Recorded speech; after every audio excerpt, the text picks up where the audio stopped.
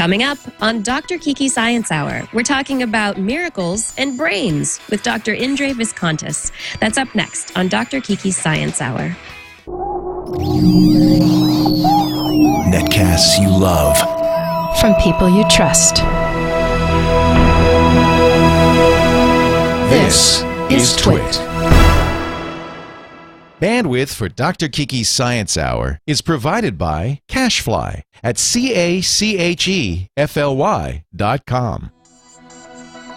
This is Dr. Kiki's Science Hour with me, Dr. Kiki Sanford, episode 108, recorded Thursday, August 11th, 2011. It'd take a miracle. This episode of Dr. Kiki's Science Hour is brought to you by Netflix. Watch thousands of TV episodes and movies on your PC, Mac, iPad, iPhone, or TV instantly. All streamed directly to you, saving you time, money, and hassle. For your free 30-day trial, go to netflix.com/twit. And by Squarespace.com, the fast and easy way to create a high-quality website or blog. For a free trial and 10% off your new account for 6 months, go to Squarespace.com and use the offer code KIKI8. This is Dr. Kiki's Science Hour, and I'm Dr. Kiki. This is episode 108 of our show, and today is, as usual, going to be another fantastic conversation. I hope you really enjoy it, and I hope you're ready to dig in, get down, get dirty, because we are going to be evaluating the science of miracles this week. We're going to be talking with our guest, Dr. Indre Viskontas. She's a neuroscientist and the host of The Miracle Detectives on the Oprah Winfrey Network. But first, a few science headlines. A belt of antimatter has been discovered around our planet by the Pamela satellite, otherwise known as Payload for Antimatter, Matter Exploration, and Light Nuclei Astrophysics. Consisting of antiprotons and analogous to the Van Allen belts, which consist of trapped normal matter, the belt is held in place by Earth's magnetic field, where the antimatter particles remain until they encounter real matter particles and annihilate themselves in a flash of light. Kepler scientists reported finding a planet of the darkest black orbiting an alien star. The planet TRES-2b reflects only 1% of the sunlight that hits it, or the starlight that hits it, due to its superheated, light-absorbing atmosphere. Think of the blackest black you can, and that's still probably not as black as this planet. Martian rover Opportunity reached the rim of the giant Martian crater Endeavour, where it will look at old Martian rocks. NASA scientists hope to peer into a time during Mars's past when the conditions on the surface of the planet were much milder and possibly involved lots of water. A new stick-on tattoo is going to be reported this week in the journal Science. While that might seem like a strange place to report a tat, in this case, it's perfectly understandable, as the tattoos are really microsensors in tattoo clothing. Called an epidermal electronic system, the sensors are thinner than a human hair and sensitive enough to monitor heart rate, brain waves, and muscle activity. Researchers at MIT's Lincoln Laboratory have designed a drug that has the potential to cure any virus, even the common cold. The paper published in PLOS ONE reported that the drug was tested on 15 viruses and effectively eradicated all of them by killing cells that had been infected. Molecular entomologists showed that female mosquitoes can't tell the difference between male mosquitoes who have sperm and those that don't. The research suggests that spermless male mosquitoes might be a viable method for eradicating and limiting the spread of malaria. And birds get more and more like people every day. Scientists studying Nazca boobies discovered that young birds who were abused by adults went on to later abuse young birds as adults. Violence begets violence, even in birds. Stop the cycle. Validating what chimpanzee researchers in the field already knew about chimp behavior, primatologists at Emory University showed that chimps share. Previous laboratory research had been unable to elicit generous behaviors in chimps, leading researchers to think that they couldn't act like humans do. But this study used a more natural experimental paradigm and got chimps to share with their partners between 53 to 67% of the time. And that's the news headlines for today. And I'd like to take this moment to thank our sponsors. This episode of Dr. Kiki Science Hour is brought to you by Netflix. Netflix streams thousands of TV episodes and movies directly to you instantly, which means you save time, money, and hassle. It's something that we all can appreciate. There are several easy ways to instantly access streaming movies and TV shows with Netflix. You can watch Netflix movies and TV shows on your Mac, your PC, your iPad. There's an iPad app. You can even watch on your iPhone or your Android device. If you have a gaming console like an Xbox or PS3, Nintendo Wii, you can watch Netflix right on your TV. And if you have something like a Roku box or an Apple TV, those devices, which are inexpensive and easy to use, can also let you watch on your TV. With Netflix, you can watch movies and TV shows instantly using any of these devices, and you can start watching the shows or movies on any one device and then finish on a different one. Whatever way you choose to access Netflix, you can watch as many movies and TV shows as you want, anytime you want. And you can cancel at any time you want as well. But you can try Netflix today for 30 days for free if you go to netflix.com/twit. Be sure to use this URL when you sign up for your free trial. That's Netflix, netflix.com/twit, TWIT. And we thank Netflix for their support of Twit and hope you enjoy watching instantly with Netflix. So getting back to the show and the reason that we're here to talk about miracles. It's not a miracle that we're here to talk about it, but we do have a guest thanks to the miracle of technology. How many times am I going to misuse this word?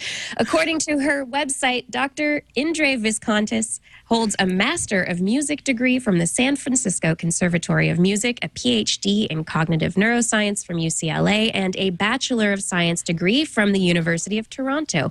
She's published more than 30 original papers and chapters related to the neural basis of memory and creativity.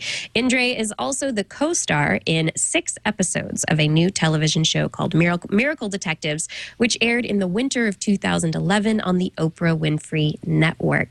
Indre, thank you so much for joining me today on the Science Hour. It's my pleasure. Thanks for having me. You're welcome. So I have a personal interest in your scientific interests. I'm also interested in memory, although I studied it in birds as opposed to humans.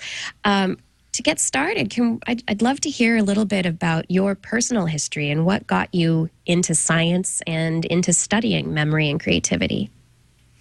Sure. I mean, for me, it all started when I was a child and I learned about psychology and how there are so many things that we don't know about the brain.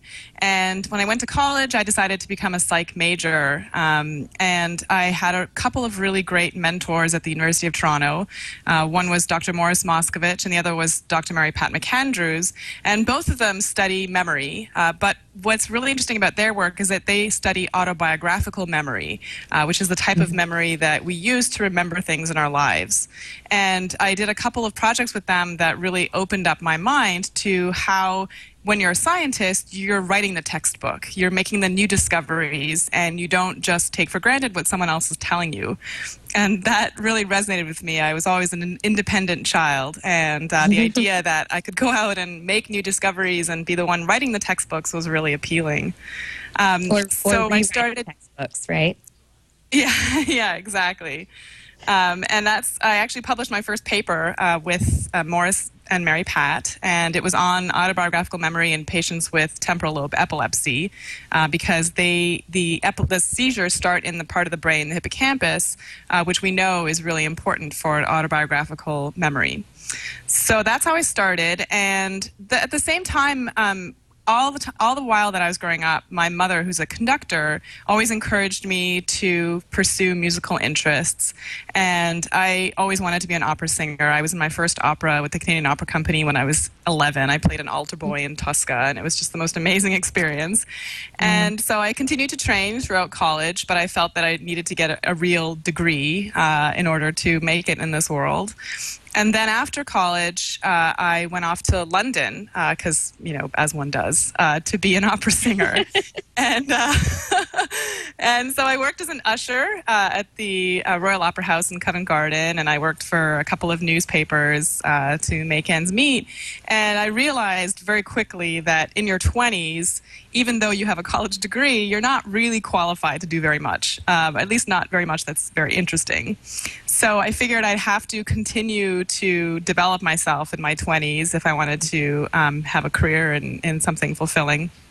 And I had gotten into UCLA, and they have a really wonderful program in cognitive neuroscience, which at the time was just this really great buzzword, the idea that we could study cognition, which is, thinking and memory and all these fuzzy parts of the brain that up until then really weren't, it wasn't really cool to study that because it wasn't quite rigorous enough from a scientific perspective. But by the time I started my PhD, cognitive neuroscience was really coming into its own as a solid field. It was the advent of neuroimaging techniques like functional magnetic resonance imaging, fMRI, and MEG and PET scans and such. So it was an exciting time.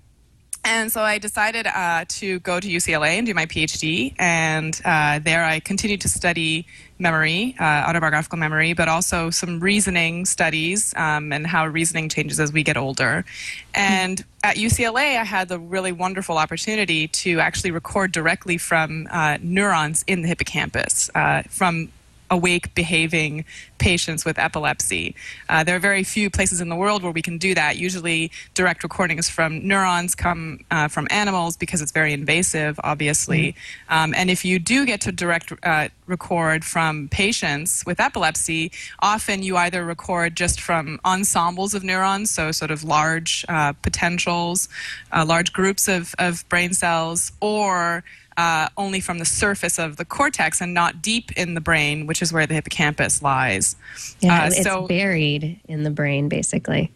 It is, yeah. It's sort of this old reptilian structure that's sort of right sort of in between your ears, but also buried in, and it's very hard to access. It's hard to access with fMRI as well because it's so close to the ears, which have these holes that allow you to hear, and that sometimes blows out the signal because there's too much of a difference. So anyway, so it was really exciting to be able to study single neurons in the hippocampus in patients with epilepsy. And to this day, I'm still working on 2 papers right now that I started at UCLA, and I graduated in 2006. So those data were collected a long time ago, but the data set was so rich that we continued to mine it, and it's really kind of exciting. So that was my experience in neuroscience, and once the bug bit me about studying the brain and studying things like autobiographical memory. Already I felt like that was a little bit fringe, but since then the study of consciousness and of the self and identity and all these other topics that were really kind of taboo and wishy-washy when I was an undergrad have now become seriously researched topics. And so I think it's a really exciting time in neuroscience, and so I've continued to keep my foot in there even while I've pursued these other artistic and media related careers.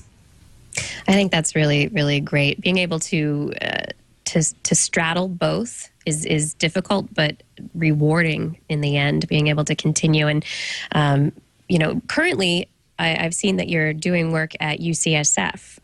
Can you talk a little bit about what you're doing now? Sure. So after I finished my PhD at UCLA, I got a postdoc position at UCSF part-time because at the same time I was doing my master's in music at the San Francisco Conservatory. And I So I wanted to work at UCSF because one of the neurologists there who directs the Memory and Aging Center, his name is Dr. Bruce Miller. He was one of the few people that studied the paradoxical facilitation of skills or creativity in patients with neurodegeneration. So sometimes patients who suffer from dementia that's not Alzheimer's disease, but related or very much like Alzheimer's disease in that it's progressive and it happens generally after middle age. Sometimes they lose their ability to communicate verbally. And in a subset of these patients, he noticed that they actually began to express themselves using art. And other creative means.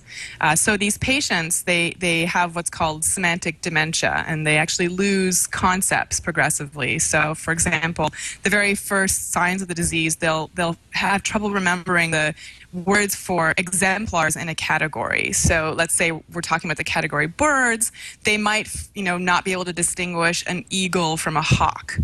And as the disease progresses, they'll lose their ability to distinguish a bird from another animal, and then an animal from a human or from any other living thing. And so their vocabulary will become impoverished. And eventually they'll just describe the world using things like this and that and there. Not very non-specific. But what's interesting is in a subset of these patients, they began to paint, or they had very visual pursuits. So, for example, they love putting jigsaw puzzles together. A lot of them garden.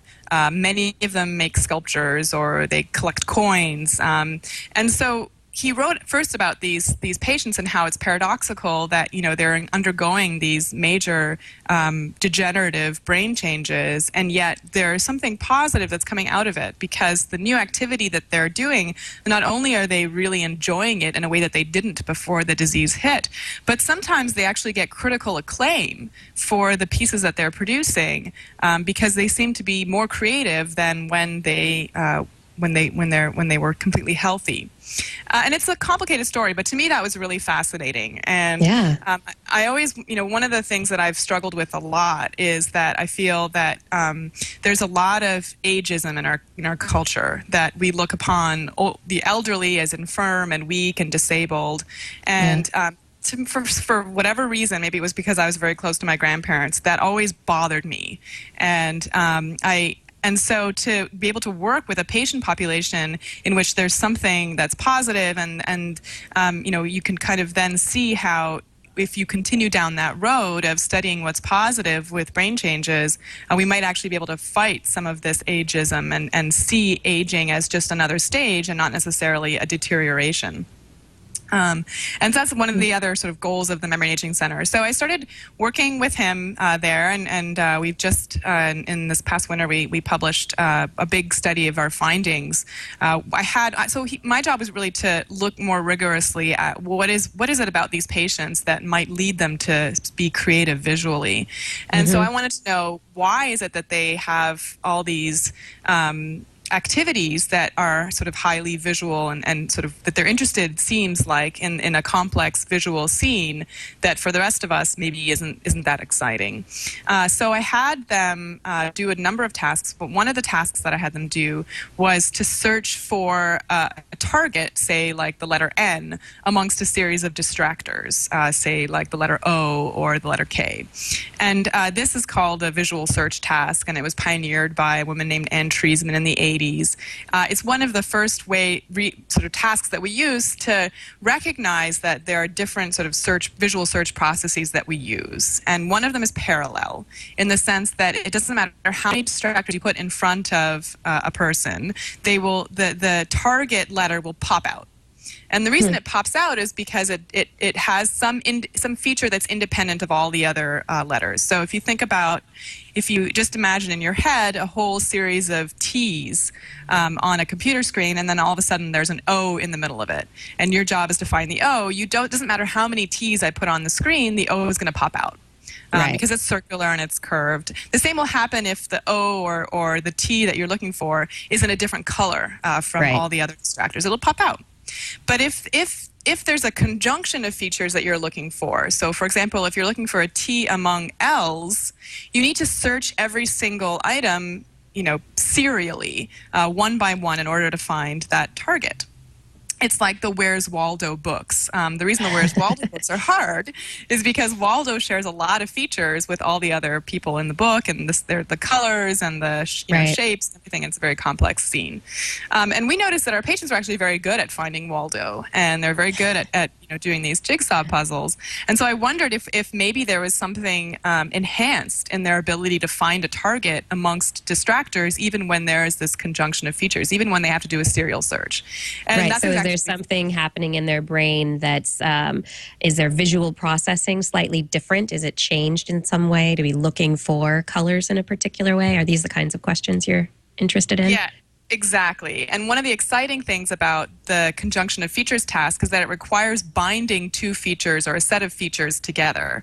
And binding is something that is really mysterious about our brain. So how is it that even though different parts of our brain, like say our visual cortex, process different aspects of the world? So for example, there's one area that processes color, there's another area that processes edges, and yet we perceive the world as one perception. We don't see it necessarily as a set of colors overlaid onto a set of edges, even though that's the way our brains are wired.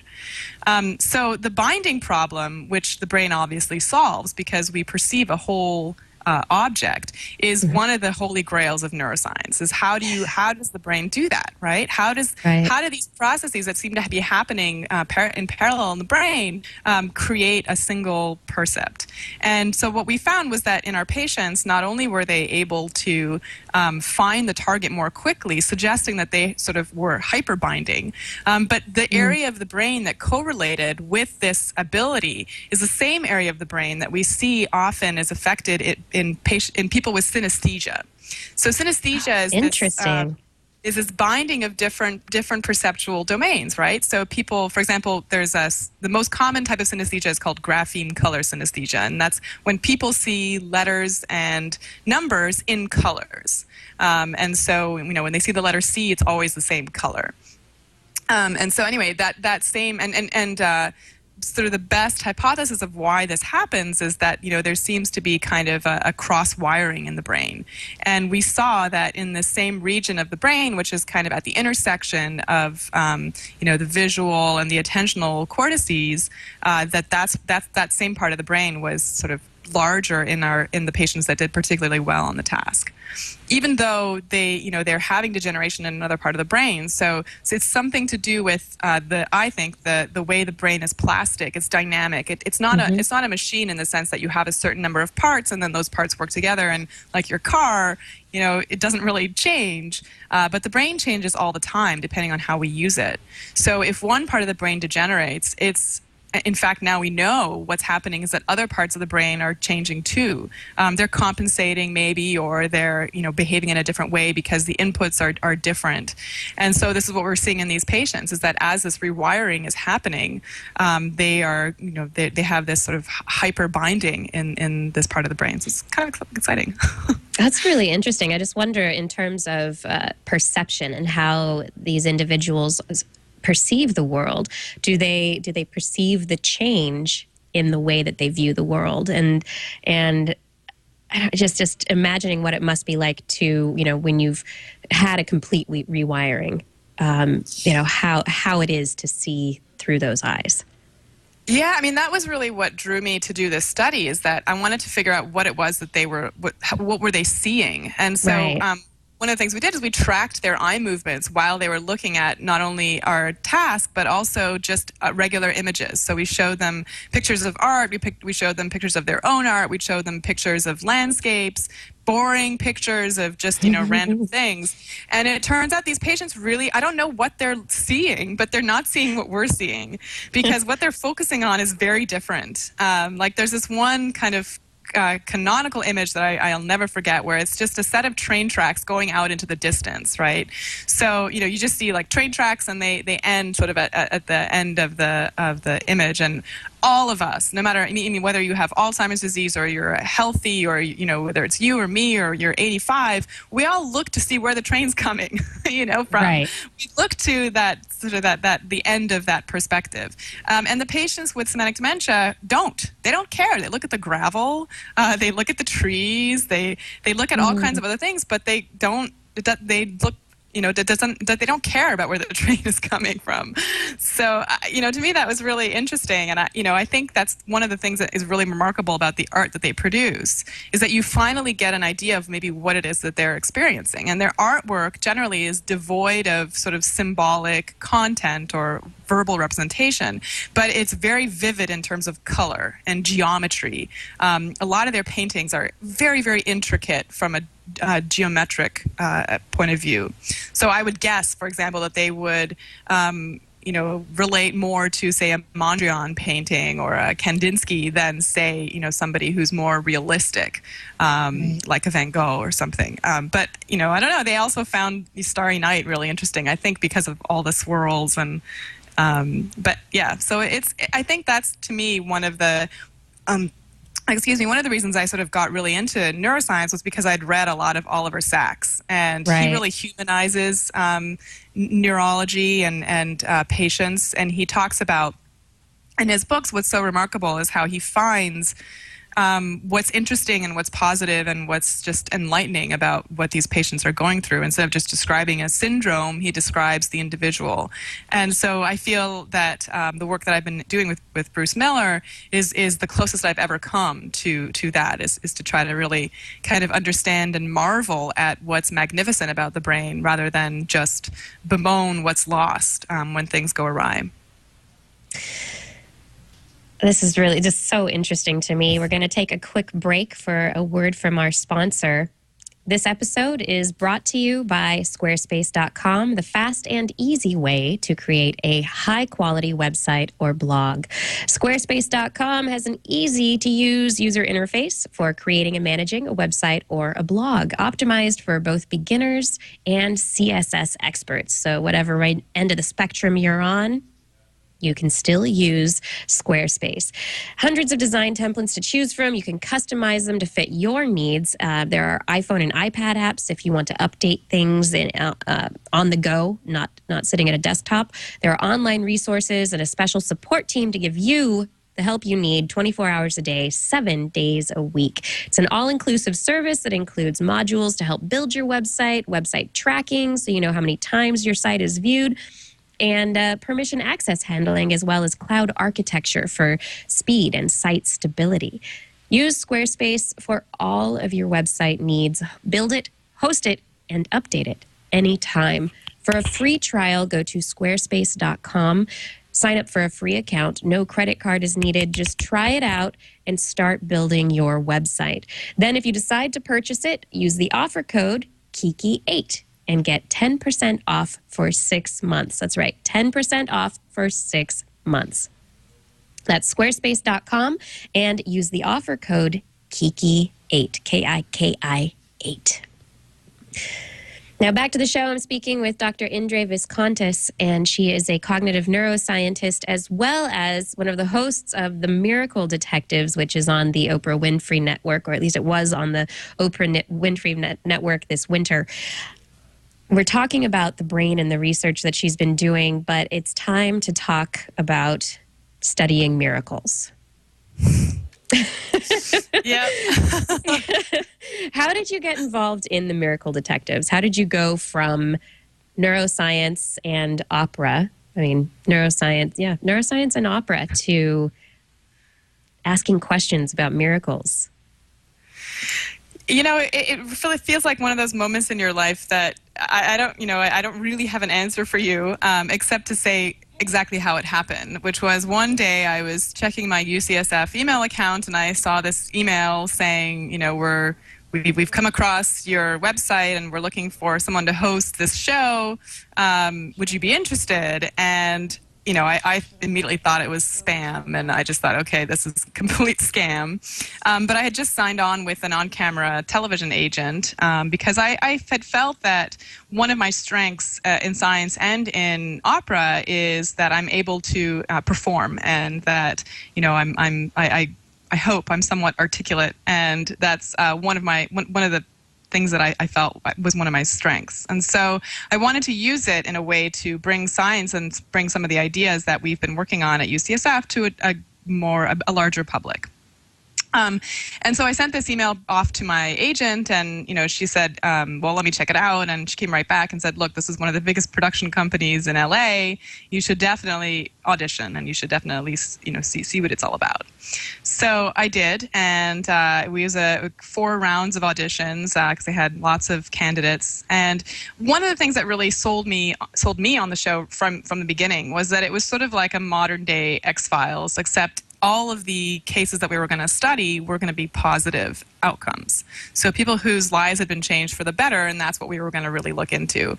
X-Files was my favorite show when I was in college, and I love all kinds of mysteries, and I read a lot of novels, and the idea that there's something unknown that we can learn more about is really appealing to me. I mean, that's one of the reasons I went into science. It's also one of the reasons I love opera. I mean, the stories are so convoluted and unpredictable and interesting. So for those of you who have not seen The Miracle Detectives and want an idea of what the show is about, there's a clip that we've gotten from Indre's website of the show. It's a show reel. It includes some interview material that has Oprah. So now I can say that Oprah's been on the Science Hour. But without further ado, let's watch the clip. This is one of my favorite new shows on the OWN channel. Randall Sullivan and Indre Viskontas, the hosts of Miracle Detectives, are here. 2 investigators will scour the earth to uncover mysteries that transcend logic. I'm Dr. Indre Viskontas. I'm a scientist. Before I call something a miracle, I need to consider all of the facts. Some people might call me a skeptic. One, a believer. The other, a scientist in search for truth.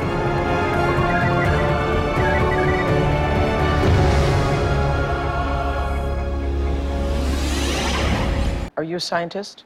I am. Yeah, I have a degree in neuroscience. Okay, and do you believe in miracles? I think that if you're going to say something definitely is evidence for divine intervention or the supernatural, then that requires pretty extraordinary evidence.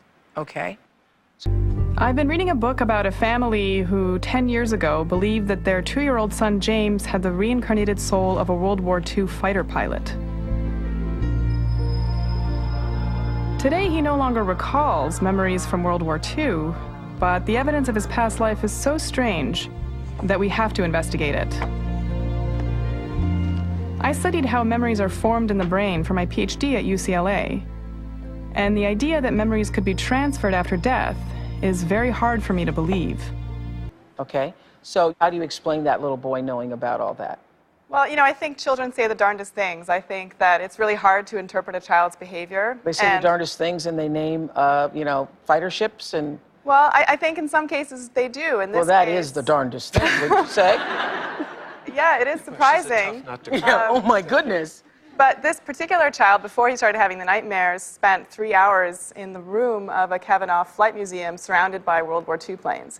He wore out his DVD of the Blue Angels. This is not a child that has just a cursory interest in planes. He wore out a DVD. I mean, how many times do you have to watch a DVD to wear it out? And that's why I think that, often we misinterpret. Well, that's why this is such a great show, because you are a hard nut to crack. Yes, she is. Really, yes, really. Since we can't see Tiffany's stigmata in person, I think the photographs she provided us are my best source of information.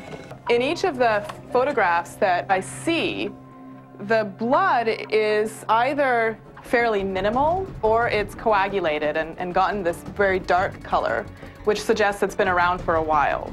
So it's not really consistent with the idea that the blood kept flowing, kind of incessantly for a long period of time. I really feel that if we were able to see the future, the world would be a very different place. It's hard for me to reconcile the fact that so many things happen to us that if we knew that they were going to happen to us, we would behave differently. If the job here is to prove one way or another whether that construction worker exists, or whether it was in John's imagination or whether he was sent from God.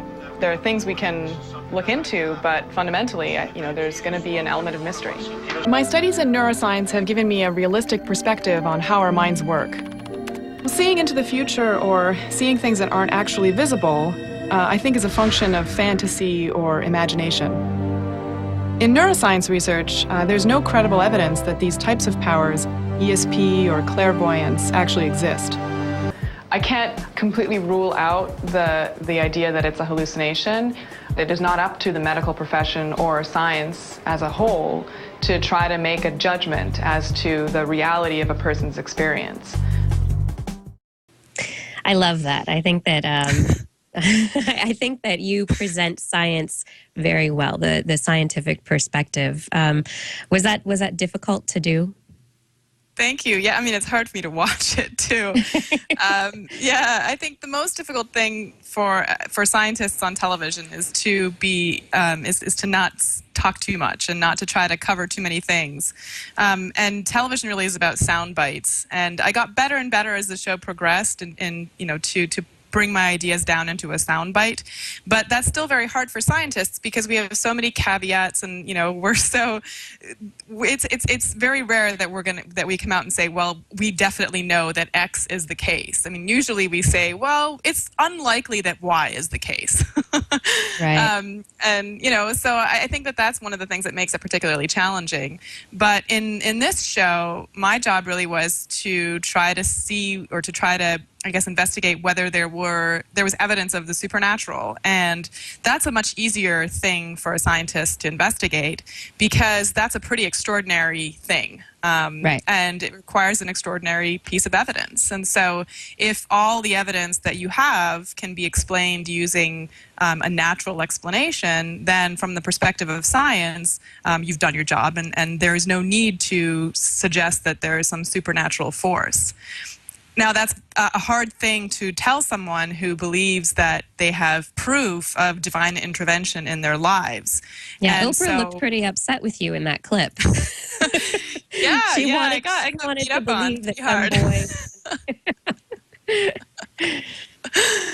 Yeah, it actually surprised me because, here it was the first time I was meeting, essentially my boss, right? Oprah was my boss, and she really grilled me in front of her audience. But I also could see where she was coming from. I mean, often the explanations that we give as scientists don't feel quite as powerful as the idea that there's some kind of supernatural thing going on to the layperson. For the scientist, most of us are skeptical by nature in the sense that we understand that there are a lot of things about the world that we don't understand, and just because we don't understand it doesn't mean that there is some kind of odd explanation for it. It just means we haven't gotten there yet. So I think we're pretty comfortable as scientists with the unknown, and without having to fill the unknown with the divine or some other kind of idea. But I think the vast majority of people, particularly in this country, are very uncomfortable with the unknown, and that the idea that there is a God out there that looks after them and that acts directly in their lives is much more comforting and much more powerful than the idea that nature is chaotic and often things do happen by coincidence, and that's normal and that's okay. And we do expect the world to give us unexpected events just by coincidence. Yeah, as a brain scientist and learning and wanting to understand how the brain works and how we perceive the world, that's got to be a fascinating difference. The difference between people who appreciate the scientific perspective of uncovering the coincidences in the chaos versus the feeling of satisfaction and fulfillment that you get from believing in a God. Absolutely. And, I learned a lot about social psychology and the way that we are sort of, torn apart by, or the way that our beliefs really shape what we perceive and what we expect to experience. I didn't know as much about social psychology as I do now when I started the show, and I had to do a lot of reading and a lot of, I had to really, brush up really quickly. And one thing that I learned very quickly was that we're all susceptible to what's called the confirmation bias, which is the way that we hypothesis test in the world, or the way that we gather evidence. Our natural tendency is to look for bits of evidence that confirm what we already believe, instead of the way science is set up, which is really to look at evidence that disconfirms a hypothesis, or So it's an unnatural kind of way of going about life. And so a lot of times the evidence that people would bring to me was confirmatory of what they believed.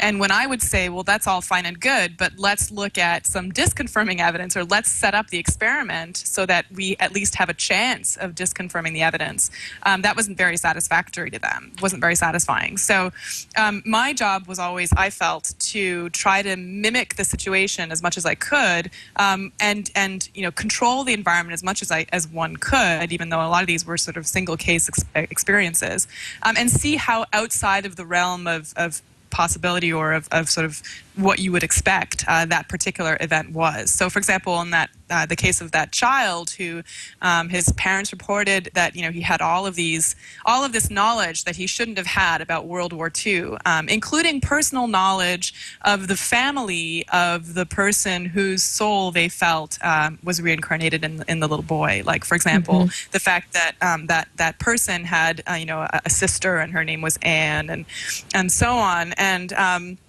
so my job was really to see, how abnormal is his behavior. And so the parents would say, but look, he knew the word Natoma, and he, knew what a drop tank was on a plane then when he was 3 years old. And, I didn't even know what a drop tank was on a plane when he told me what it was. And so I would sort of try to figure out, how abnormal is that? How many is it really that no kids who are 3 know that word?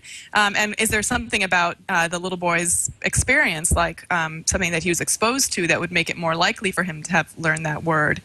So one of the experiments I set up, for example, was to have the similar-aged boys play with an airplane, because one of the pieces of evidence that his parents gave me was that the first time he went to an air show and saw an airplane, he did a pre-flight check. So, they watched him walk around the airplane and, check all the different aspects of the plane that a pilot does, checks before he gets into the plane to fly it. And they thought this was really odd. How could he possibly know what a pre-flight check was? And so I had a bunch of kids play with a plane to see whether a pilot instructor would interpret their behavior as being that of a person doing a pre-flight check, or if that really was completely outside of the realm of normal childhood play. And out of my 3 children, one of them did a pretty convincing pre-flight check. And his dad's like, he's never been next to a plane before. And it just turns out that it's kind of a natural way of exploring a plane. You go clockwise around the plane, and you look at you kick the tire, and you look under the wing, and you play with the rudder, and then you go, it seemed to me that it wasn't that extraordinary. And so the fact that out of, you could throw 3 children in front of a plane, and one of them, so 1 out of 3, shows this behavior, makes it not very extraordinary. I mean, the other 2 kids were completely different. One of them ran away screaming right away, and the other one, sort of, knocked on the plane a bit, and then ran away and played with a different toy in the hangar. So, there's a big variety in childhood behavior, and that's kind of the point that I was trying to make with Oprah, is that, look, we have a term for this. It's kids say the darndest things. So we know that kids surprise us all the time with what it is that they say.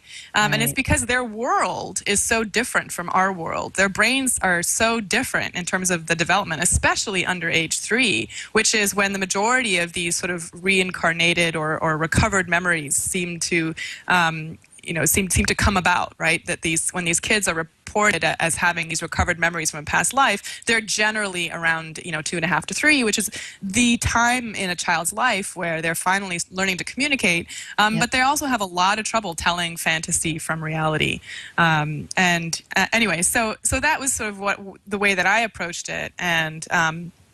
But for a lot of people, it was very hard for them to accept, given all this evidence confirming the hypothesis that this was the reincarnated soul of a World War II pilot. And when I would show, well, this isn't that extraordinary, and maybe that, can be explained by that, that wasn't nearly as satisfying to them as this global theory that, okay, this is a World War II pilot reincarnated in this boy, and that explains all of the evidence.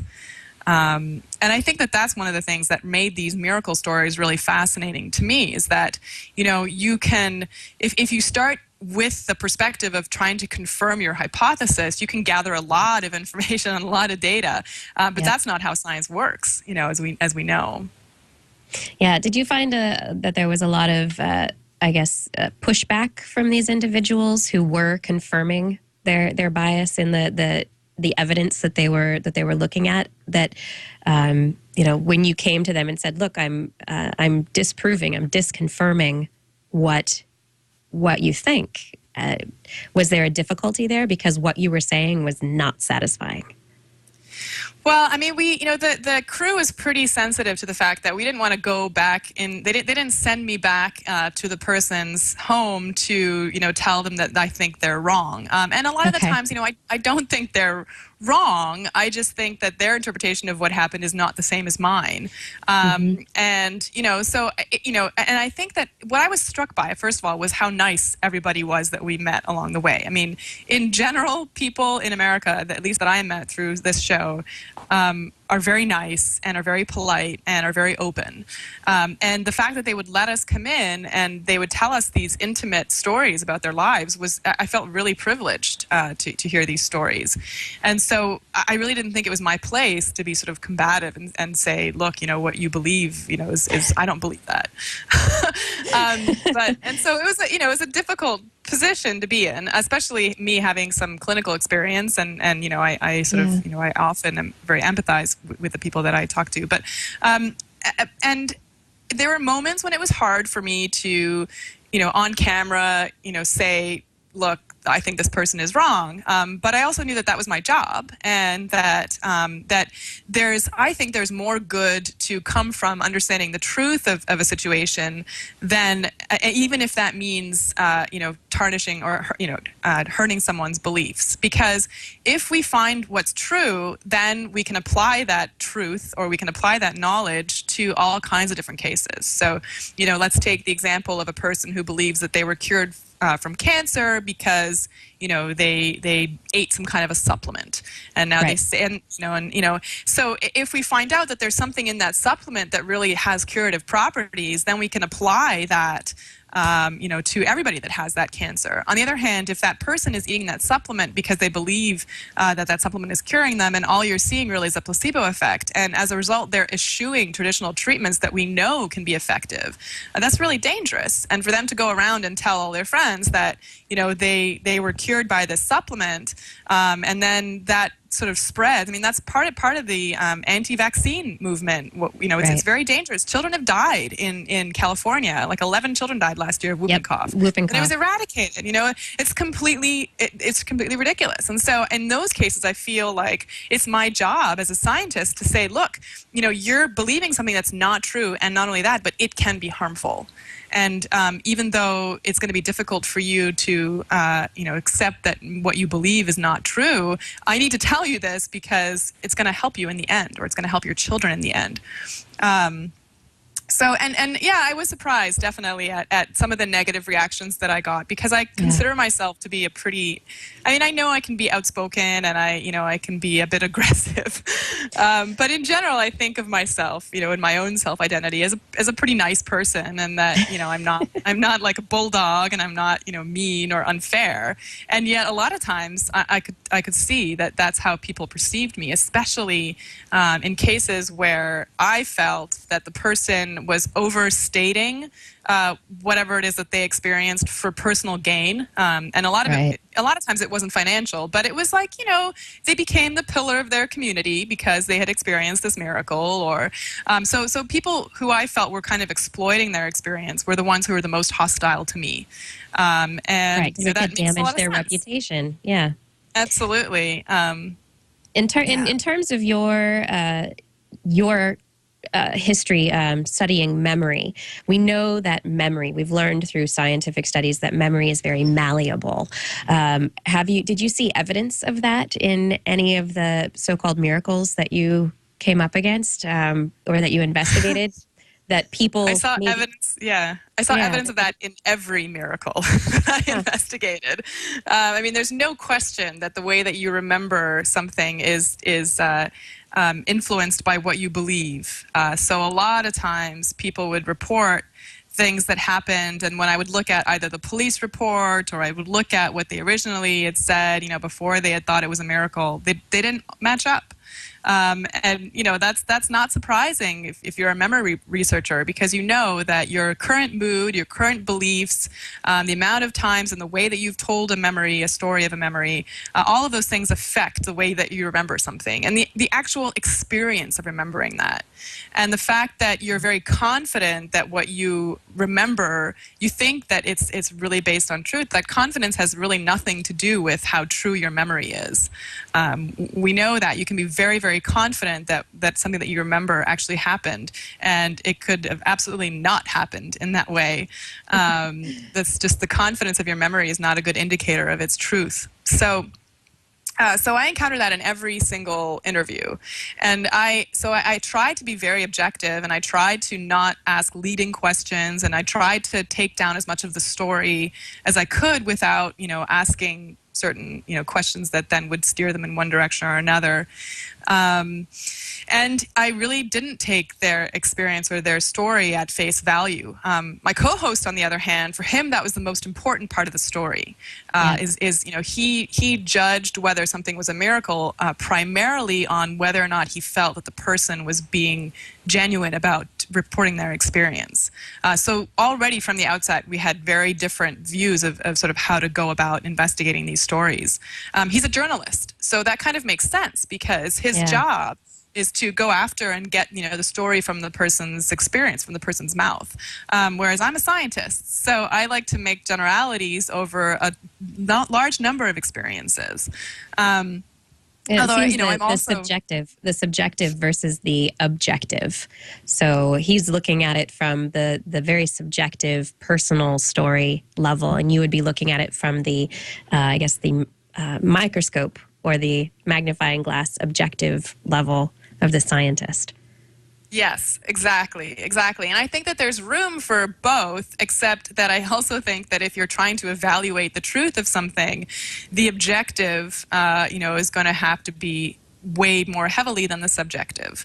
The subjective is where we can learn about the human experience in a way that can be very enlightening, and I think that's really where art comes in. And I think the subjective experience is a really wonderful and important part of our lives, but it's not going to tell us a lot about objective reality. And if you're trying to make a claim about the objective reality, and your claim is this is evidence of the supernatural, then you need to stay within the objective realm, because that's what you're trying to, make other people believe. Was it ever really hard to stay skeptical? I mean, to stay in your scientist hat and but did you ever just want to give up and just be like, okay, fine, you're right, it was a miracle. I'm the silly one, silly scientist, whatever. It was frustrating at times, because I often felt that I didn't have the right tools to investigate the experience, right? When something's happened, and it happened a number of years ago, and it only happened once, I mean, from the scientific perspective, it's very difficult to investigate. And so there are lots of times where I felt like, okay, you know what? I've come as far as I can in my investigation, and I can't go any further with this. On the other hand, I felt like in each one of the cases, there was something objective that I could look into.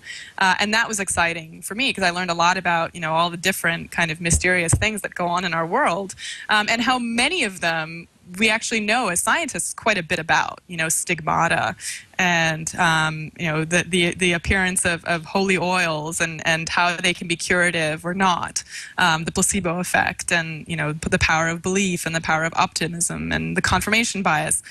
But, there are definitely times where I felt like I was the burden of proof was put on me. The people were saying, look, we know it's a miracle. You need to prove to us that it isn't. And that's backwards. Yeah. Because the truth is that they need to prove to me that it is. And, it's all perspective. Yeah, exactly. Or not, then, there were times when I felt like I was happy to walk away and say, you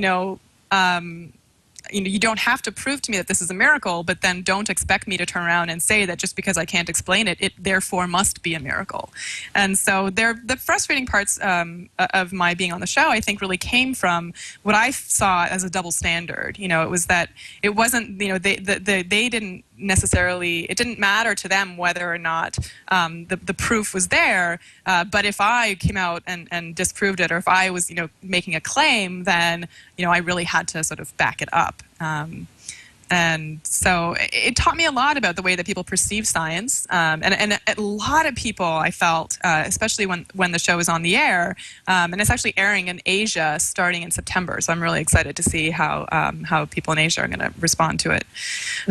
But there's a lot of anger, and a lot of people said, she's so close-minded, she's made up her mind before she's even done the investigating. And that's not at all how I experienced it. My subjective experience was that I came into each episode or each story, and there were 12 of them, thinking, oh my God, if this was true, how amazing would that be? I will win the Nobel Prize. Right. Or at least I will, get one step closer to finding, setting science in the direction towards a great discovery. And so I wanted each one of them to be unexplicable. I wanted to get to the end of the story and throw my hands up in the air and say, I have no idea how that happened. And it turns out that in the vast majority of the cases, I came up with a pretty plausible explanation, and there's some sort of professional satisfaction in that, but it's not nearly as satisfying as it would have been if I had just been blown away by something. I mean, wouldn't it be great if there was evidence of the supernatural? I mean, that would just be that would be awesome. But so far, no evidence. Was there anything that you walked away from and you went, that's could be evidence. This deserves further study. Let me call my scientist friends and say you should work on this. Yeah, I mean, a lot of times I felt like, okay, I should call my scientist friends and say we need to work on this. But in no time did I feel that was because there was evidence that we wouldn't be able to eventually explain. I felt like it was worth looking into because, I mean, certainly the experiences that these people have had are really kind of unusual and very strong. And I feel like we need to learn a lot more about why is it that when you believe something, sometimes you do get better, and is it the placebo effect? Doesn't seem to me that it's explaining everything. I think that there's a lot of room there to try to understand, when people have this sense of purpose, their lives do, things do end up in a different direction. That's not to say that someone is, or some entity is guiding them in that direction. And so, I mean, yeah, I think that, and also I think that we were really banking on a second season, and in the second season, some of the bigger or more mysterious happenings were the ones that we were going to investigate, and they were going to be in Europe and in India, and we had all these plans. And so, I really felt like this was just the tip of the iceberg. I mean, we started out with these 12 cases, and now we're going to go off and get at the really, mysterious phenomenon. And that's not going to happen now, unfortunately. The show was canceled. Is that correct? Yeah, well, it hasn't. We call it wasn't renewed. Wasn't renewed. Okay, not officially canceled. And it wasn't renewed on the Oprah Winfrey Network. There's a possibility, of course, that a different network will pick it up. But I think, given the way that television is these days, and given the economy, it's unlikely that a show that was put on a network gets picked up by another network. That doesn't happen very often. And I think that there are things that we could have improved on the show, and if I were to produce a show like that, there are definitely things that I would do differently. For one, I would make the episodes one story per hour as opposed to 2 stories per hour, because there were way too many things that we had to cut out, both from the scientific side and from the spiritual side, that made the stories that so much more interesting. And it was a real shame because, I felt like there were a lot of things on both sides that people would have found the stories more compelling. And so I think that that's one of the things. And I also think that we need to sort of rework the roles that the 2 co-hosts have, because it gets a little boring to have one person say, well, I think it's like this, and another person say, well, I think it's like that. I know. I think I believe, I don't. Okay, there we go. Yeah. Yeah. And we'd get into some pretty heavy arguments. A lot of them were off camera, but, so I think that there needs to be some changes happen there. But I do think that people are fascinated by these stories. I think that there's room for this kind of exploration on television, and I think it's a great medium for it. And, I hope that we get a chance to do it better. Yeah, in terms of the programming, the programs that you did, did you leave? Do you think there might be miracles out there? Do you believe in miracles at all? It's funny because before I started this show, I believed in miracles more than I do now. And there's a part of me that's very sad about that, and I still kind of struggle with it because I do feel I'm suffering from the sadder but wiser phenomenon. On the other hand, I think that it's really kind of showed me how important it is to look at science as the unraveling of mysterious phenomenons at multiple layers. So it's really renewed my love for science and for the idea of exploration and trying to solve a mystery, because each of these stories, you can look at them at so many different layers. And that's really what science does. Science is not just, we have one question, we'll answer it with one method. Science progresses by looking at the same question from multiple different methods and using, many different experiments and looking at it at all kinds of different levels. And so you can learn so much more about the world using that perspective. And so, now the way I approach the world is, instead of thinking like, isn't it sad that the evidence for the supernatural interacting in our lives is pretty weak. But I think, there are so many things that I'm missing out if I'm just looking at the world from one perspective. I need to, if I'm experiencing, say, the way the mind works, for example, I want to learn about it from many, many different levels, and that there's an infinite amount of knowledge that I can gain by studying it from these different levels. And so that's much more exciting to me now. And, I think what it's done is really expanded my my interests in science and maybe made me sort of less sure that everything's going to work out okay for me. Exactly. Do you think that not to say stereotype, but the role that you played and how you were portrayed in Miracle Detectives, do you think that it does portray scientists in a good light? And do you think that for people who might not be exposed to science and what science is, do you think that it maybe gives people a better view of science? I hope so. It's hard for me to be objective because, Right. Not only am I watching myself, and it's very hard for me to do that, but also I know all the things that got cut out. And I worked very, very hard to put a warm and human face on science. And therefore not to just go out and say, be very aggressive and say, oh, well, you're clearly wrong or whatever. I tried to really empathize with the people that we were talking to, by the same token maintaining a pretty rigorous scientific standard. And I think that some episodes were better than others in terms of the way they were edited. There were a couple of moments when I really felt like, my position was undermined because they edited something out. And once in a while, I felt like they manufactured an emotion that I really hadn't felt, that made me seem colder than I am. There's, one case in particular where I just remember I watched it and I was just like, oh, you can see how they spliced it together to make me look like I'm, angry because my experiment's not working out. Whereas it wasn't the case at all. My experiment worked perfectly. Right. They splice it together. They add some dramatic music. They put in some kind of a they move the camera to like show a cat looking ominous. I don't know. Yeah. Yeah, and I think, in the end, the people who are editing know much more about television and what makes a television show work than I do.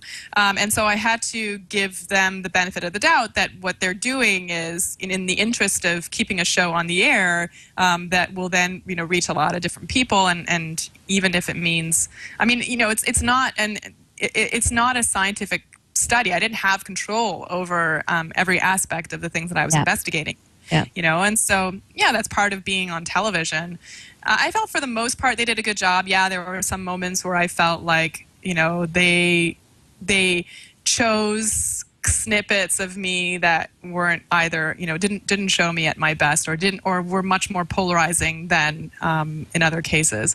But I never felt that they really misrepresented me, for an entire episode. And they gave me a lot of airtime, which a lot of times in these kinds of shows, the token scientist, comes in at the end and, gets 10 seconds.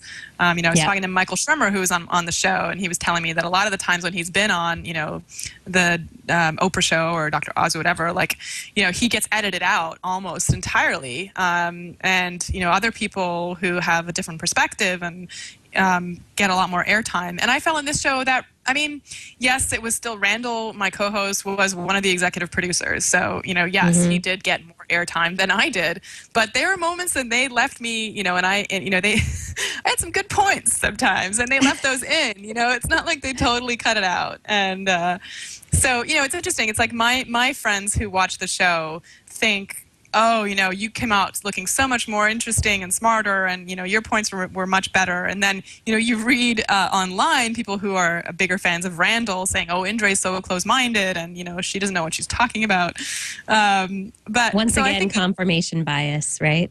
Yeah, absolutely. But there were enough people, I think, that commented that I didn't know, commented on our blog or on the web or whatever, that basically had no reason to like me. And in fact, were often people on the other side, like this one guy I remember who said, I'm a staunch Catholic and I believe in miracles, and I think what you did a really great job, because there are a lot of false prophets out there, and there are a lot of people that believe things that just aren't real, and searching for the truth is really important. And so those are the people that I felt like really warmed by their comments, because I felt like, okay, if someone like that who comes to watch the show with the expectation that they're going to see something miraculous can turn around and say, you did a good job of opening my mind, my job's done.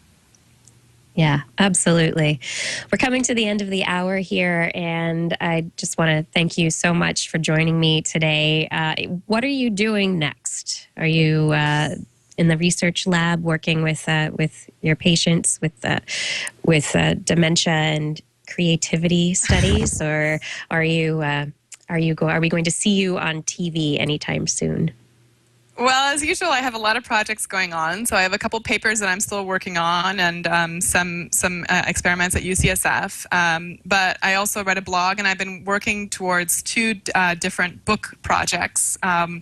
Neither of which I can really talk about, but both of which I think are really exciting, and they're both, geared towards a lay audience, not just neuroscientists or academics. And I'm really excited about those two projects, and they're kind of big. And, at the same time, I've got a couple of one-sheets out about different television shows that I want to do, and I've been building, some opera, chamber music performances in the next year, and so that's sort of what my life has always been, a series of projects. It's not necessarily going to be 40 years of doing the same thing over and over and over again. It's going to be 40, 50, hopefully 70 years of different projects, and so those are all the projects that I'm building. And maybe the research that you're doing now will benefit you 70 years from now when you're doing projects. I hope so. A lot of the stuff that I'm working on now is, I've always been interested in brain plasticity and the way that the brain is dynamic, and I'm working with Lumosity, which is this online brain training software company that and I think they're onto something, is that, the way that you use your brain right now is going to affect how it's going to work in the future. So I love the idea of like neuro enhancement and looking at, using what we know about science, not making claims that we can't stand behind, but really making strides in terms of managing our brains as opposed to just letting our brains manage us. And I think that's really exciting. It's very exciting.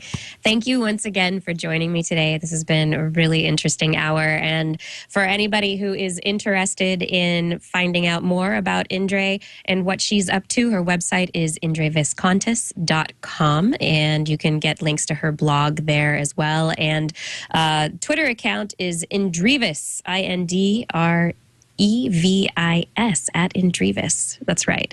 Am I right there? Yes. Yes. Excellent. Excellent.